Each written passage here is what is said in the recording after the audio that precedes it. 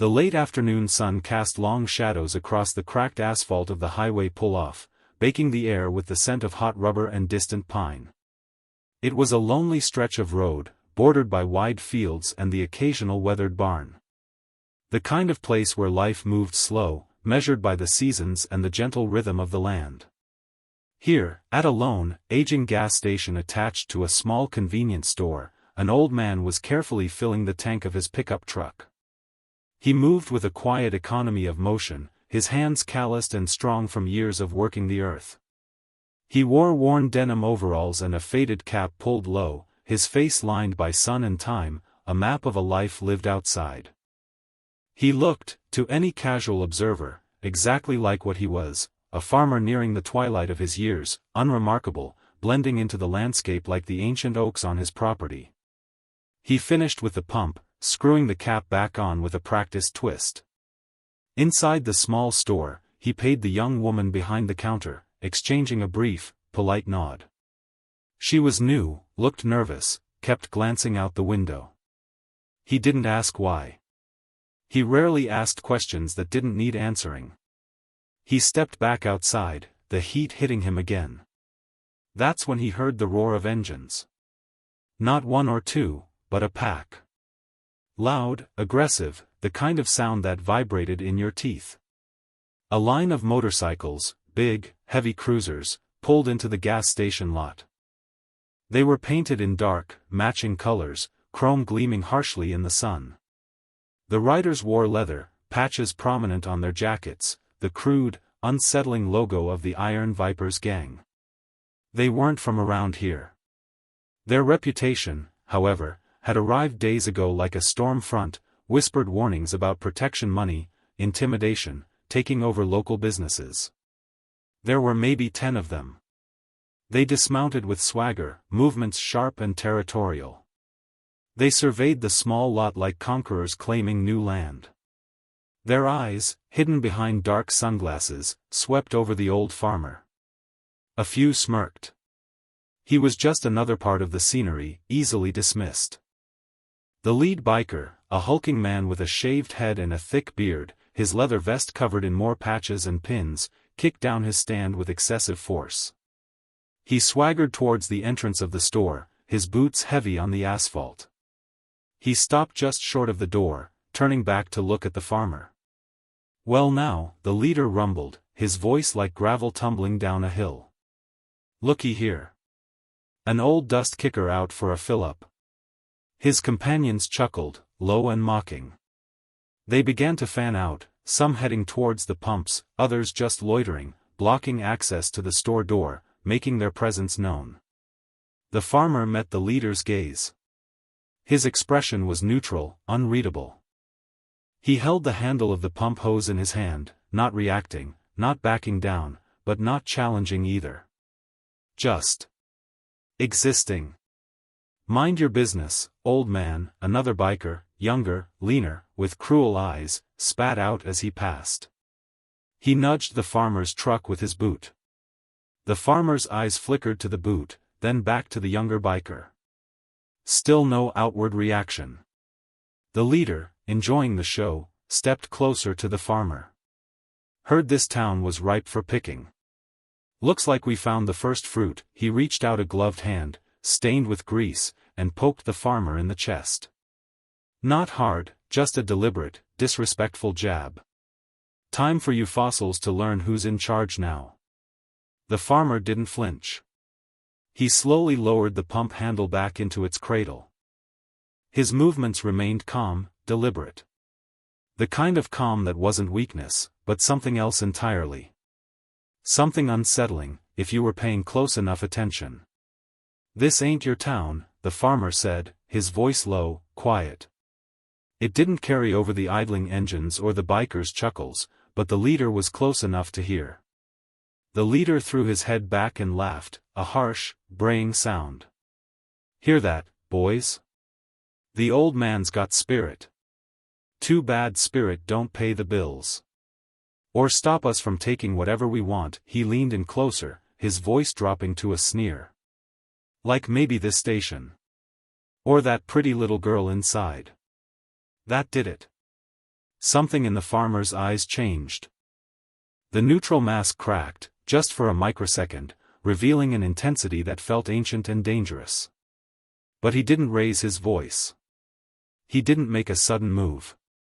He just stood there, his right hand dropping casually to his side. As he did, the worn fabric of his overalls sleeve shifted, riding up just an inch on his forearm. And there, just visible beneath the cuff, was a small, distinct tattoo. The younger biker who had nudged the truck saw it first. His cruel grin faltered. He stared, his eyes widening slightly. He nudged the biker next to him, pointing. The leader saw their reaction. He stopped sneering and followed their gaze to the farmer's arm. His eyes narrowed behind his sunglasses. He leaned in closer, squinting at the ink. It wasn't large, or flashy. Just a simple, dark trident with 3 prongs, enclosed in a circle. Underneath it, the number 1. The laughter and the idling engine seemed to fade for a moment. The leader froze. His face, seconds ago puffed with arrogance, went pale beneath his beard. His eyes snapped up to meet the farmer's again. This time, he saw past the sun-worn face, past the overalls, past the age. He saw the cold, steady awareness in those eyes, the absolute lack of fear. He saw the coiled readiness in the farmer's stance. He knew that symbol. Everyone in certain circles knew that symbol. The Trident. Delta Force. The 1st Special Forces Operational Detachment Delta. The unit.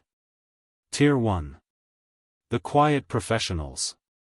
The ones you never heard about, the ones who specialized in disappearing problems permanently. And the 1? That meant he was an original. One of the first. A ghost. The leader took an involuntary step back, stumbling slightly. His bravado evaporated like mist in the sun. His companions, those who recognized the tattoo or simply reacted to their leader's sudden terror, suddenly looked less like conquering warriors and more like startled thugs. "You," the leader stammered, his voice losing its gravelly edge, becoming thin with disbelief and fear. "You're Delta?" The farmer didn't confirm it with words. He didn't need to.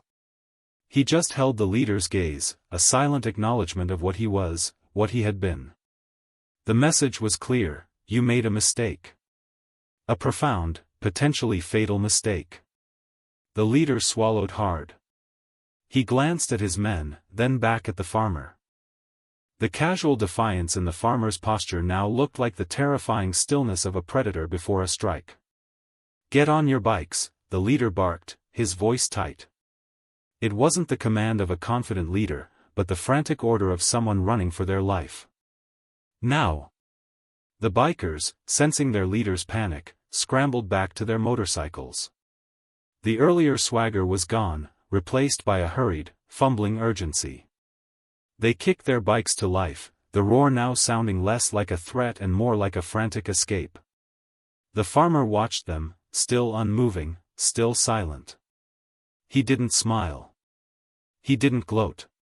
Just observed. One by one, the iron vipers roared out of the gas station lot, tires squealing slightly as they U-turned back onto the highway, heading the way they came. They sped away, quickly becoming just a receding noise in the distance. The young woman from inside the store tentatively opened the door, peering out. She looked from the empty lot to the farmer, her eyes wide with a mixture of fear and astonishment. The farmer sighed softly, the sound lost in the returning quiet of the afternoon. He reached up and adjusted his cap. He knew this wasn't over. Not by a long shot. The kind of men who wore the viper patch didn't back down easily, not permanently. They especially didn't tolerate being humiliated, being shown up, being made to run by an old man. That fear would curdle into rage. They would be back. And next time, they wouldn't come just to swagger. They would come for blood. But for this moment, the threat had receded. The sun still shone, the cicadas still buzzed in the nearby fields. He was just a farmer again, standing by his truck at a quiet gas station. He patted the side of his pickup, a gesture of affection. He got in, started the engine, and pulled out of the lot, heading down the familiar road towards home. The dust from his tires settled slowly behind him, erasing his tracks from the asphalt. He blended back into the landscape, the quiet old man. But now, the landscape knew he was capable of thunder. Back at the Vipers' temporary clubhouse, a rundown, abandoned roadhouse miles out of town, the air crackled with a volatile mix of rage and fear. The leader, known as Hammer, paced the main room, slamming his fist into his palm. His lieutenants, Shiv and Tank, watched him nervously. The other bikers were huddled, their earlier bluster replaced by sullen silence. An old man. Hammer roared, kicking over a flimsy wooden chair. It splintered against the wall. An old man made us run. Do you know what that does to our name? Shiv, a wiry man with a scarred face, spoke hesitantly. Hammer, that symbol. It's real. My cousin did time with a guy who talked about said they were ghosts. Vanishers. Took care of things nobody else could. Tank, a massive biker with a perpetually scowling face, grunted in agreement. Saw his eyes. Wasn't just fear he put in you, Hammer. It was cold. Hammer spun on them, his face contorted with fury. Fear? I ain't afraid of some ancient grandpa. He got lucky. Caught us off guard. Probably some fake tattoo anyway. Trying to scare us off. But his voice lacked conviction. The memory of those steady, lethal eyes, the knowledge of what that symbol represented, gnawed at him. He had built his power on intimidation, on projecting an image of unstoppable force. That image had just been shattered by an old man in overalls. No, Shiv insisted, it wasn't fake. And it wasn't luck. You saw the way he moved, or didn't move. Like he was carved out of stone. Ready. Hammer clenched his fists. He humiliated us. In front of that girl. In front of his truck, he paused, breathing heavily. A dangerous glint entered his eyes. He thinks he can just scare us off. He thinks he can just go back to milking cows. He stalked to a table, sweeping bottles and debris onto the floor. He pulled out a map of the area, spread it out, and pointed a thick finger towards the general location of the gas station, then further in, towards the cluster of roads indicating rural properties. He showed us disrespect, Hammer said, his voice dangerously low. Disrespect like that gets repaid. With interest, he looked at his lieutenants, a grim determination replacing his panic. Find out who he is. Find out where he lives. We're not just gonna scare him. We're gonna break him. Break his farm, break his spirit. And make sure nobody else in this miserable town gets any ideas about standing up to us. The humiliation at the gas station solidified the Vipers' resolve to dominate the small town. What had started as a simple plan to establish a protection racket and maybe a drug distribution hub now became deeply personal. They would crush any sign of resistance, starting with the old man. Their initial attempts to gather information were met with wary silence from the locals. The townsfolk were scared of the Vipers, yes, but the sight of the powerful bikers being sent scattering by the unassuming farmer had planted a seed.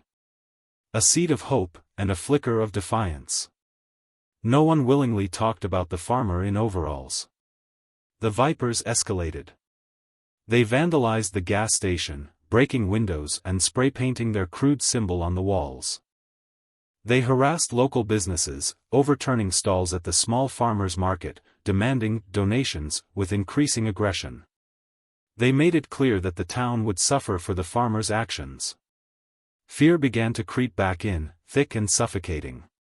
The farmer, whose name was John, watched from a distance. He saw the fear on people's faces, the damage to familiar places. The brief moment of defiant quiet he had earned was being violently erased. He felt the familiar stir of something he hadn't felt in years, the cold, sharp edge of purpose. The delta tattoo on his arm didn't just represent a past life, it represented a code, a responsibility. He had tried to live in peace, but evil had come knocking. And evil, he knew, understood only one language. He began to reach out. Not with a phone call, but in the old ways. Driving the back roads, making quiet stops. He visited the gas station attendant, the young woman named Sarah. She was shaken but resolved. Her father had been a Marine, killed overseas years ago. She understood courage. "They smashed the place up, Mr. John," she said, her voice trembling slightly, but her eyes held a spark. "Said it was 'cause of what happened with you." "I know, Sarah," John said softly. "I'm sorry they targeted you." "It's not your fault," she insisted. "They're just bullies. Big, loud bullies." She looked at his arm, the faint outline of the tattoo visible under his sleeve. "My dad. He had tattoos. Different ones. But he always said some ink meant more than just a picture."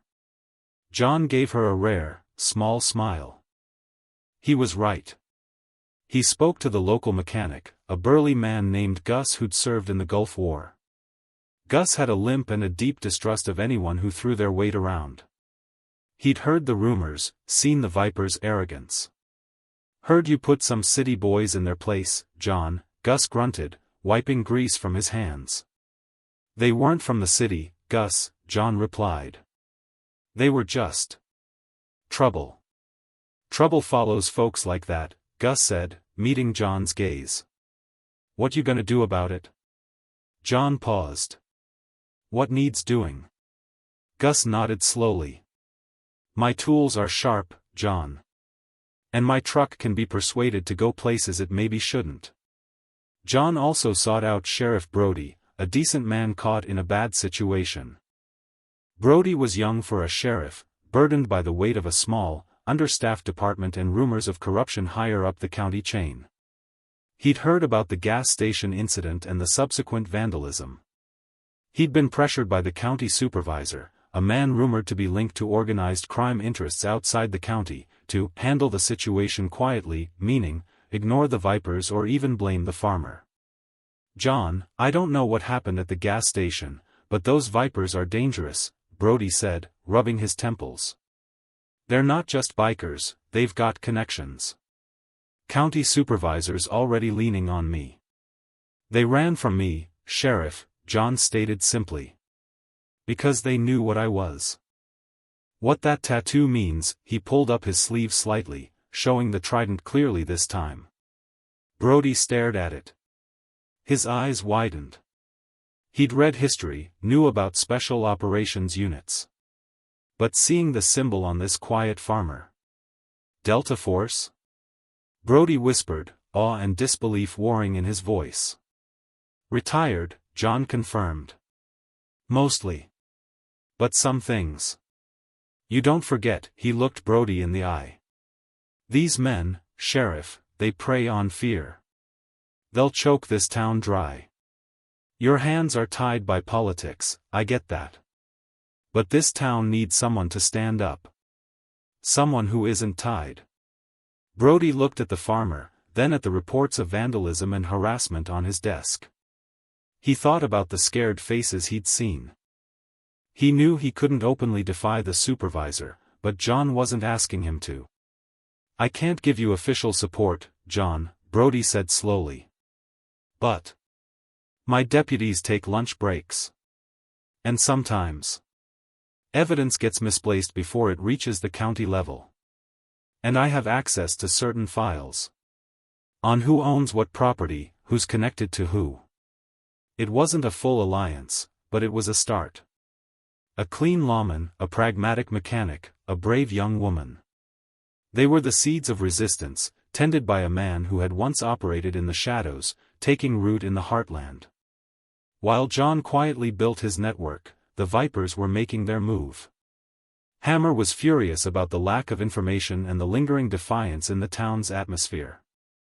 He couldn't understand why an old man who'd sent them running wasn't the talk of the town, being cursed or ridiculed. Instead, there was this stubborn silence. They're protecting him. Hammer snarled, slamming his fist on the map.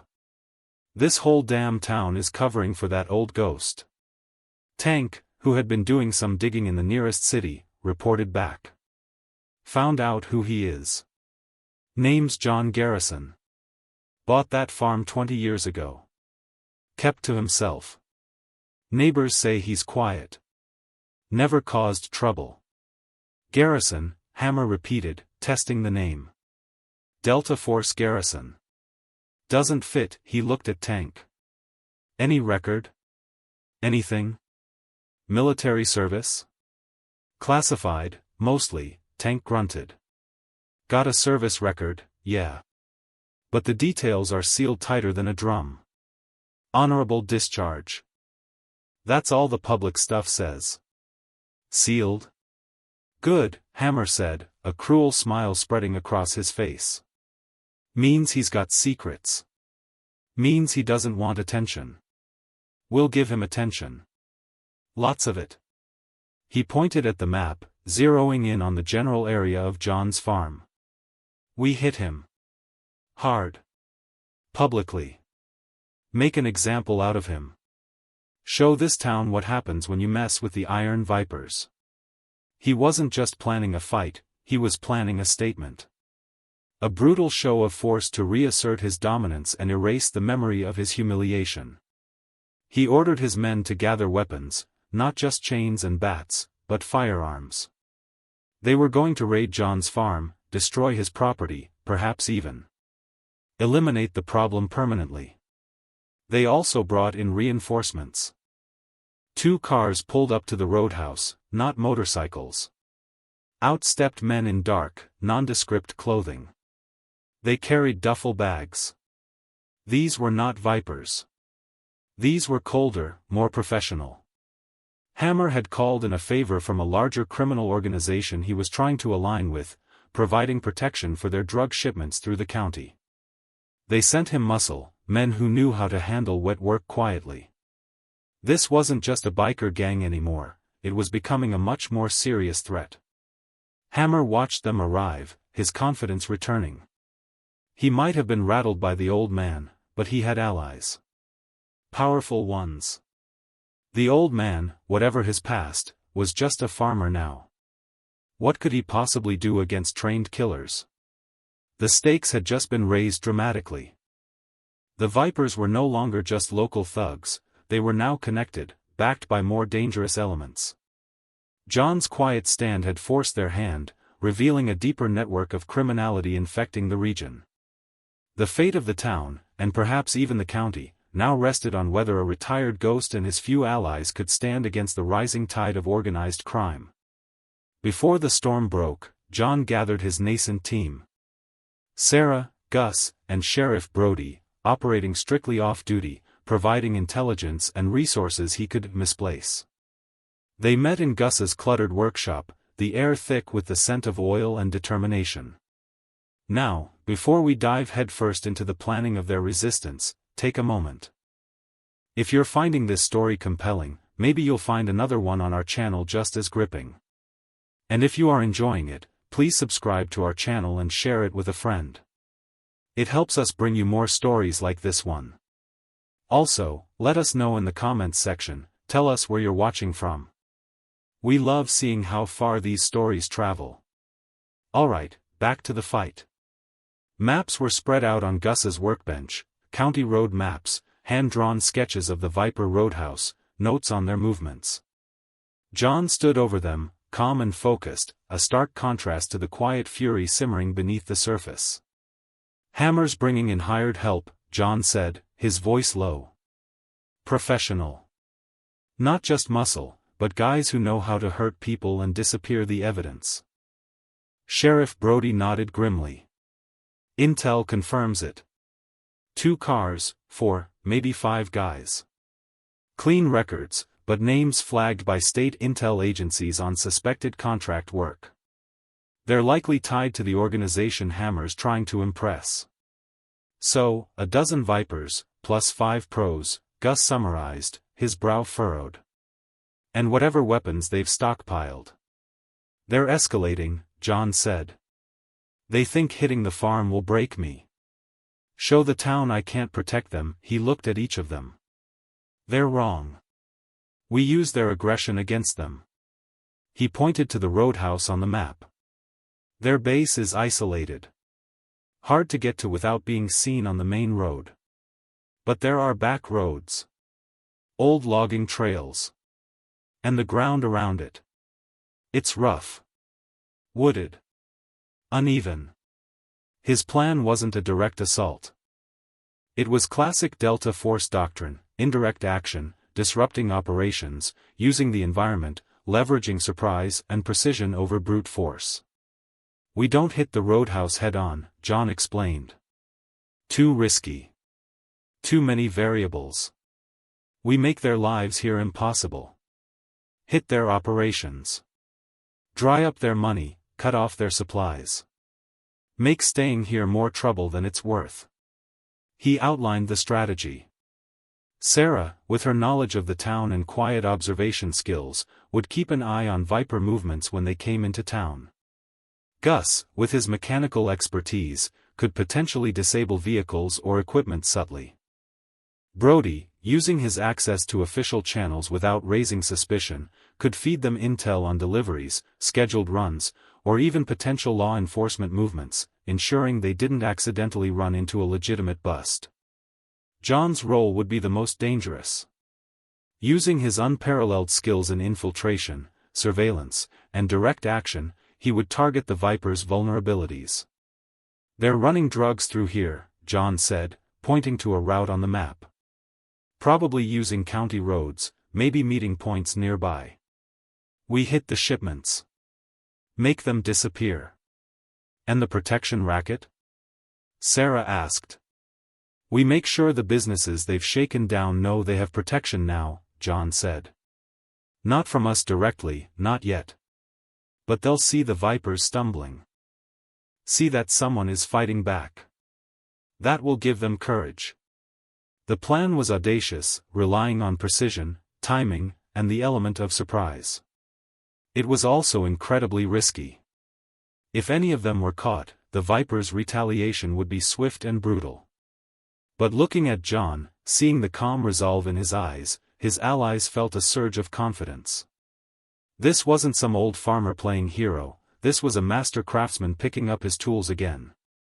All right, John, Gus said, a grin spreading across his face. Just tell me what needs fixing. Permanently. Sarah nodded, determined. I'll watch the streets. They won't see me. Brody sighed, then squared his shoulders. I'll keep my ear to the ground at the station. Any official word, any unusual movement, you'll be the first to know. Unofficially. The alliance was forged. A retired ghost, a principled cop, a veteran mechanic, and a brave young woman. Against a violent biker gang backed by professional killers. The odds were still stacked against them, but for the first time since the Vipers arrived, there was a flicker of hope in the shadowed corners of the town. As the days turned into a week, John and his allies put their plan into action. It was a shadow war, fought mostly unseen. Viper drug shipments started disappearing. One truck, supposedly carrying crates of motorcycle parts but actually containing bricks of cocaine, suffered a sudden, catastrophic engine failure on a remote stretch of road, miles from anywhere. When the Vipers finally reached it, the parts were gone, vanished without a trace. John, moving like a phantom through the woods, had intercepted it, emptied it, and ensured the engine block was terminally damaged. Another planned rendezvous point was compromised when a nondescript van, waiting to pick up a delivery, had all 4 tires silently and expertly deflated, rendering it immobile for hours, long enough for the drug runners to get spooked and abort. Gus, working late at his shop miles away, had been called out to a non-existent breakdown near the location and done the work in minutes, leaving no trace he'd been there beyond the flat tires. Viper attempts to intimidate local businesses were met with quiet resistance. The bakery owner, who had been on the verge of paying protection money, suddenly found an anonymous note tucked under his door: "Hold the line. Help is coming." The next time the Vipers showed up, he simply refused, citing unexpected financial hardship with a newfound firmness that surprised even himself. The Vipers, unnerved by the unseen force disrupting their other activities, didn't push it as hard.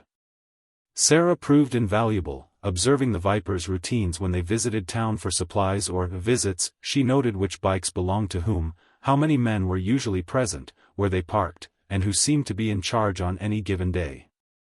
She relayed this information to John through Brody, who acted as an untraceable go-between, passing messages in seemingly casual conversations or leaving notes in predetermined dead drops. Hammer became increasingly agitated. His lieutenants couldn't figure out how their operations were being sabotaged. The drug suppliers were getting angry, threatening to cut him off. The professionals he'd brought in were growing restless, sensing amateur hour. "It's that old man," Hammer raged, pacing the roadhouse. "He's doing this. How? How is he everywhere at once?" "We don't see him, Hammer," Shiv said, frustrated. "Nobody sees anything. Just things go wrong. Trucks break down, deliveries vanish. It's like he's a ghost," Tank muttered. The word hung in the air, a chilling echo of the Delta Force legend. Hammer refused to believe it was just one old man. He suspected a larger force, maybe rival criminals, maybe even some rogue federal agents. He couldn't grasp the idea that the quiet farmer was systematically dismantling his operation piece by piece, using nothing but skill, intelligence, and a small network of loyal locals. The professionals Hammer had hired were dispatched to investigate. They were told to find the source of the disruption, quietly, permanently. They didn't find John. But John found them. One night, attempting to stake out a known drug drop point, the professionals found their tires slashed, their engine cables cut. As they worked in the dark, someone moved among the trees with impossible silence. A garrote appeared from the darkness, efficiently neutralizing one. Another took a precisely aimed blow to the head from behind, knocking him unconscious. A third found himself staring down the barrel of a silenced pistol before he could even draw his own. The professionals were disabled, disarmed, and left tied up with zip ties deep in the woods, a stark message left in their lead car: "Get out, John didn't kill them, that wasn't his mission unless absolutely necessary. His mission was to protect his home and its people. Rendering them harmless achieved that." When the remaining professional finally managed to free himself hours later and report back to Hammer, the biker leader was shaken. These were hardened men, supposedly untraceable.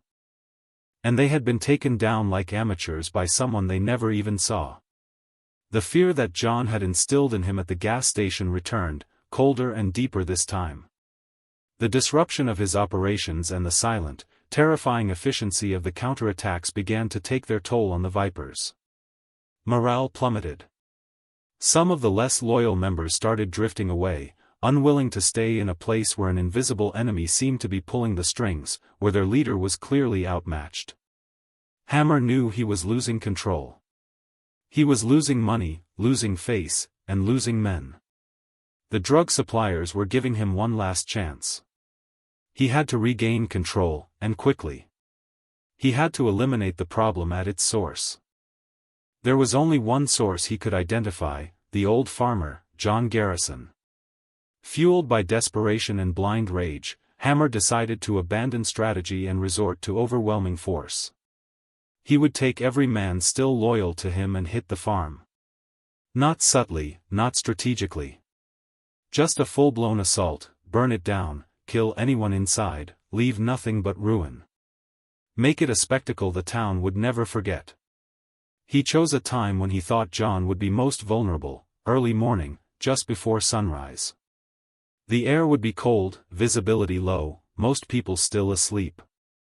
He gathered his remaining forces, maybe 8 bikers now, plus Tank and Shiv. The professional Hammer still had contact with had refused to participate, saying the target was bad mojo and advising Hammer to cut his losses. Hammer, blinded by fury, ignored the warning. They armed themselves heavily, climbing onto their bikes under the pale moonlight. Hammer, leading the charge, envisioned crushing the old man, restoring his reputation in a tidal wave of violence. John, however, was ready. Sheriff Brody had relayed intelligence about unusual activity at the roadhouse, bikes being prepped, weapons being loaded. Sarah had seen a group of vipers head out on the main road late at night, heading towards the route that led to John's farm.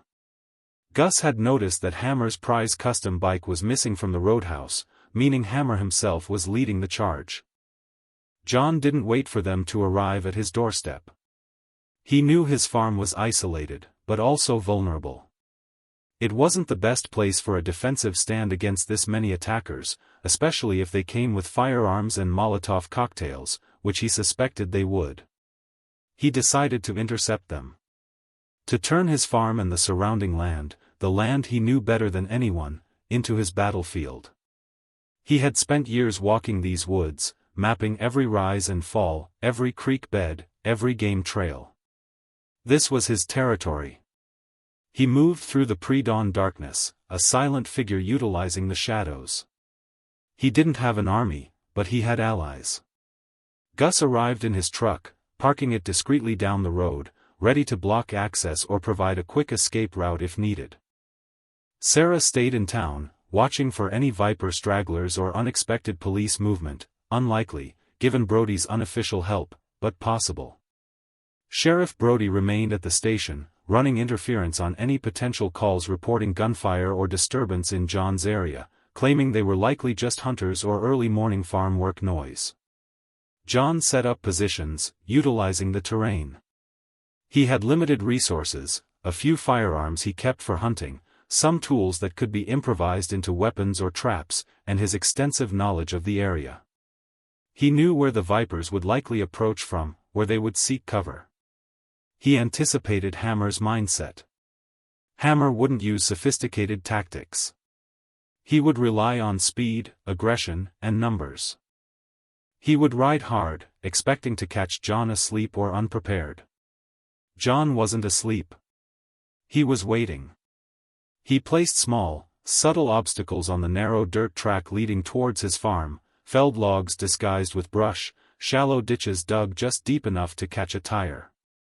Nothing that would cause lethal harm on its own, but enough to slow down motorcycles moving at speed, to break their formation, to force them off-road into the difficult terrain he had chosen. He positioned himself in the thickest part of the woods bordering the track, where the shadows were deepest. He was armed with his hunting rifle, modified for quieter operation, and a handgun. More importantly, he was armed with patience and the knowledge of how to become one with the environment. The roar of the approaching motorcycles grew louder, a wave of aggressive sound tearing through the pre-dawn quiet. John took a deep breath, settling into his position. His heart rate remained steady. Decades of training, of operating under unimaginable pressure, took over. The farmer disappeared, and the operator emerged. He heard the lead bikes hit the first obstacle. The sudden swerving, the shouts of surprise and anger. One bike went down, sliding noisily on the gravel.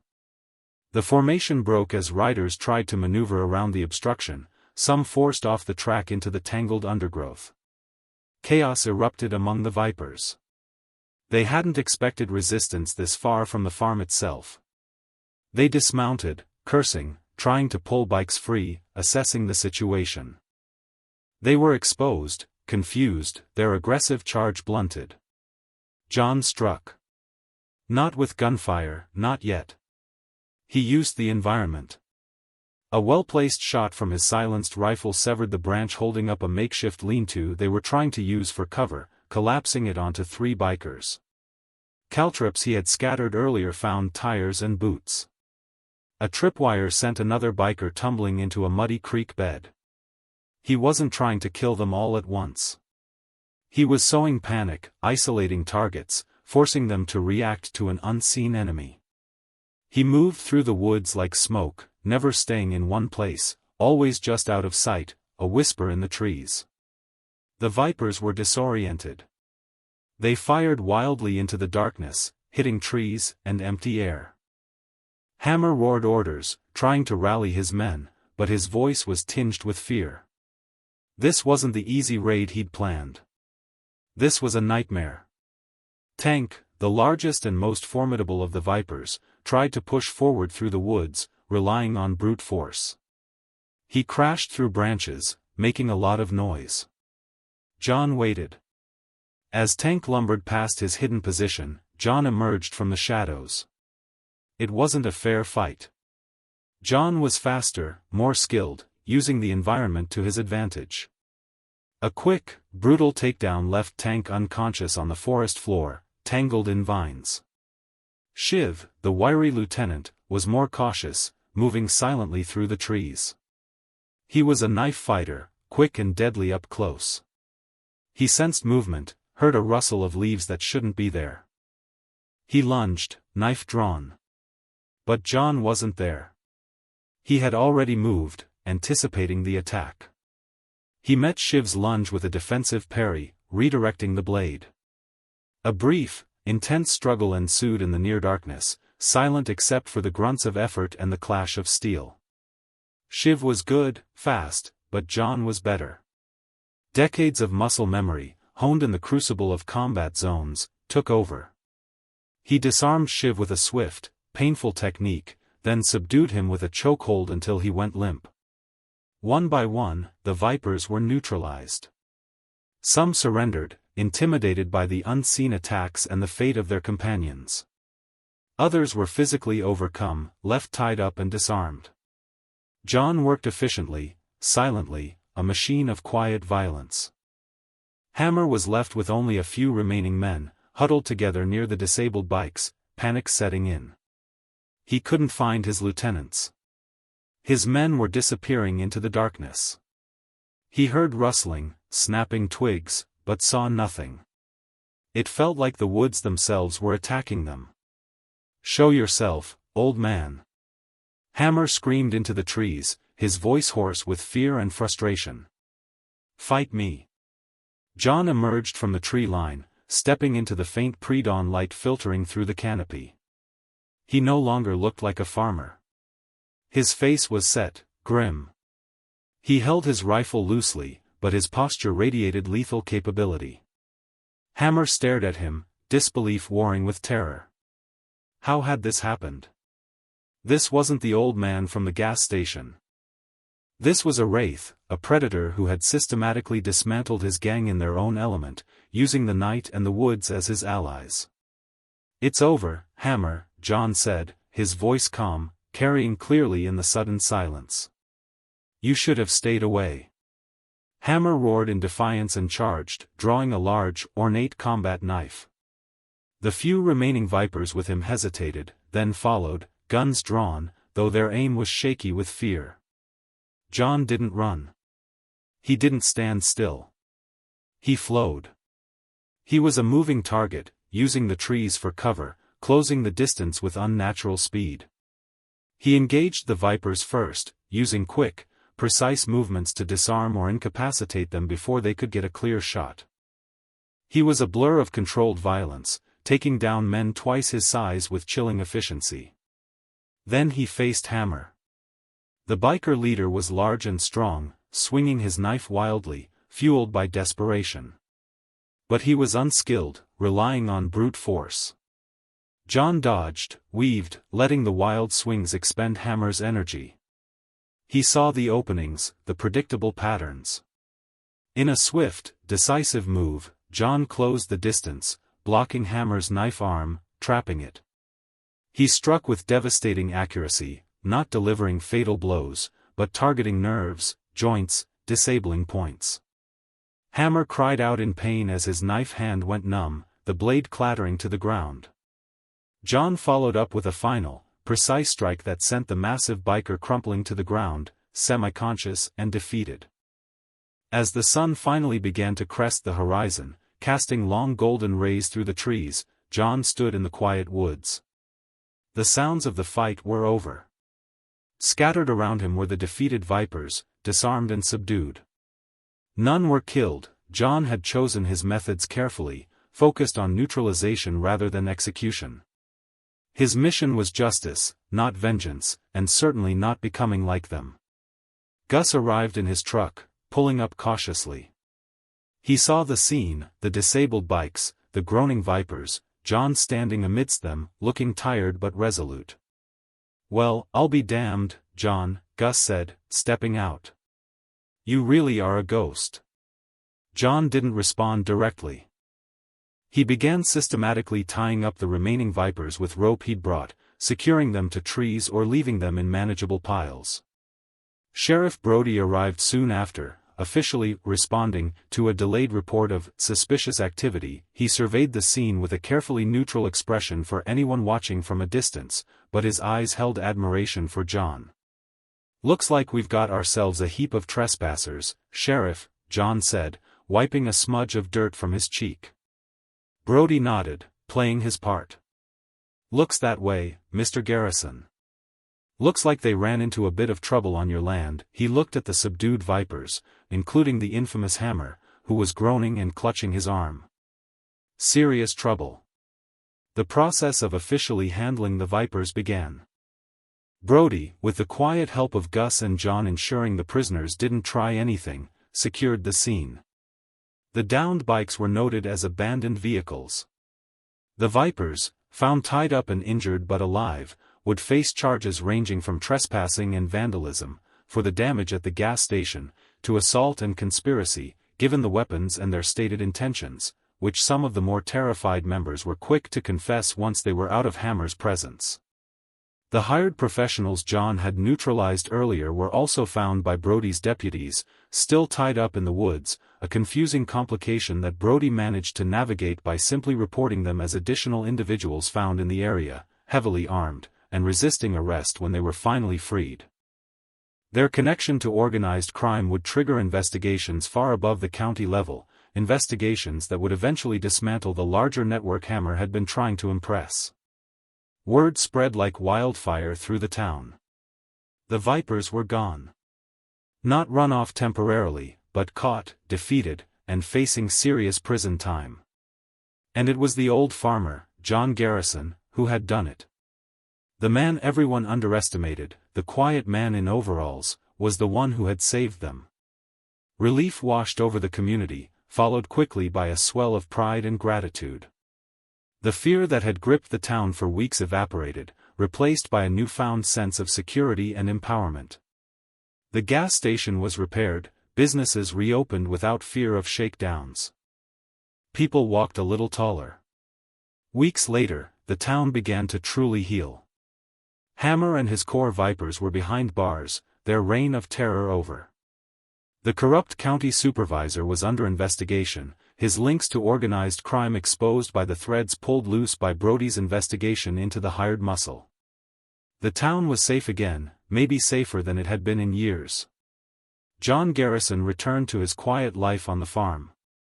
The incident hadn't transformed him, it had simply revealed who he always was beneath the unassuming exterior. He was still the quiet farmer, but now everyone knew what he was capable of. They saw the respect he had earned, not through fear, but through courage and sacrifice. Sarah visited the farm sometimes, bringing fresh baked goods from her family's bakery. Gus would stop by, ostensibly to check on the truck, but really just to talk, sharing news of the town's recovery. Sheriff Brody, though their official interactions remained minimal, ensured John's privacy was respected, subtly steering away anyone too curious about the details of that morning in the woods. The Delta Force tattoo remained hidden beneath John's sleeve, a quiet reminder of a past life dedicated to protecting the innocent and confronting those who sought to harm them. He hadn't wanted to reveal that part of himself, hadn't wanted to disturb the peace he'd found. But when faced with true injustice, when his home and his people were threatened, he had done what he was trained to do. He had become the ghost again, not for glory, but for justice. He had proven that true strength wasn't about the loudness of your engine or the size of your gang. It was about character, about standing up for what was right, even when you stood alone. And that sometimes, the most dangerous person in the room was the one everyone ignored, the one who carried the quiet strength of purpose and the skills forged in the shadows. The old man in the overalls, the farmer with the trident tattoo. He had reminded them all that respect wasn't given, it was earned. And sometimes, it was earned one brutal, necessary lesson at a time. And as the seasons turned over the quiet farmland, the story of the old man who stopped the bikers became a local legend, a whisper of courage and hidden power that kept the town safe and strong, a testament to the fact that even in the most ordinary places, extraordinary heroes could be found. Up next, you've got two more standout stories right on your screen. If this one hit the mark, you won't want to pass these up. Just click and check them out.